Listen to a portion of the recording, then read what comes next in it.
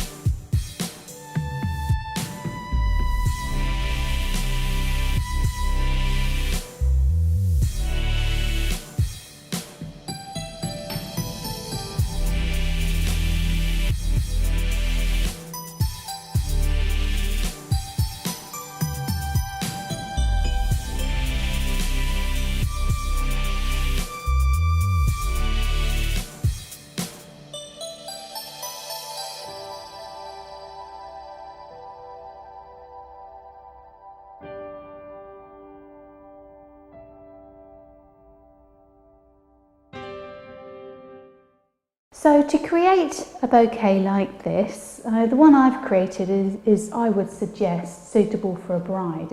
It's quite a substantial bouquet using 15 stems.